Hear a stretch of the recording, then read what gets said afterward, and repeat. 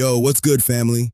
Welcome to 4MD Dree Studios, where history ain't dusty, it's legendary. I'm Malvin, and we're diving deep into the real stories behind the Mali Empire, ancient Egypt, and Great Zimbabwe.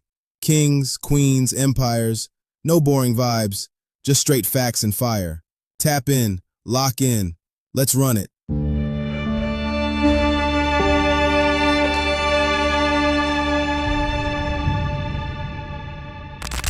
1897. A powerful kingdom in the heart of the West African forest is in flames. This is not a tribal skirmish. This is not a border dispute. The Benin Empire, a state that had endured for centuries, now faced the most powerful empire on earth, the British Empire. Benin was no minor kingdom.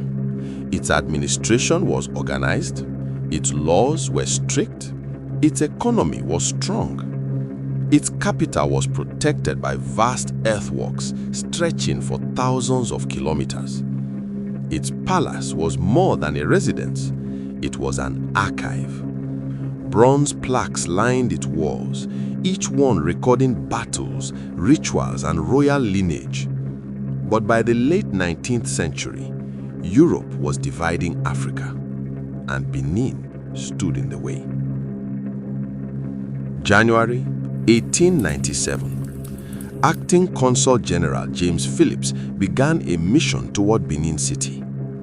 He had been warned the Oba was performing sacred rituals. Visitors were forbidden. Phillips advanced anyway. The British column entered the forest. The path narrowed, the trees thickened, and then they were attacked. Benin warriors defending their sovereignty struck with speed and precision. The mission was destroyed. Only 2 Europeans survived. When the news reached Britain, it was called a massacre. Public outrage followed. War became inevitable. The British response was swift. A force of nearly 1,200 men was assembled. Royal Navy personnel, colonial troops. They carried rifles, artillery, and the Maxim gun, the first true machine gun of the industrial age. Against them stood the warriors of Benin. They knew the forest. They used ambush tactics. They struck from concealment. But this was a new kind of warfare. Industrial firepower tore through defensive lines. Village after village fell. At Ologbo, resistance collapsed under sustained machine gun fire. Courage remained, but technology had shifted the balance forever. February 18th, 1897. British forces reached Benin City. The defenders withdrew. The capital fell.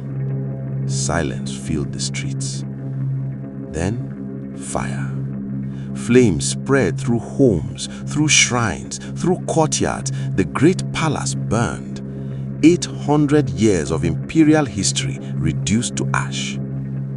In the aftermath, the looting began. Thousands of bronze plaques, ivory carvings, sacred objects. They were taken, not as art, but as spoils. The Oba was captured. He was sent into exile. The Benin Empire ceased to exist. Its lands were absorbed into colonial administration. The destruction of Benin was not an accident. It was not fate. It was the result of imperial ambition, technological imbalance, and calculated force. An empire of forests fell to an empire of industry. And the echoes of that fire still burn today. All right, family, that's a wrap for today.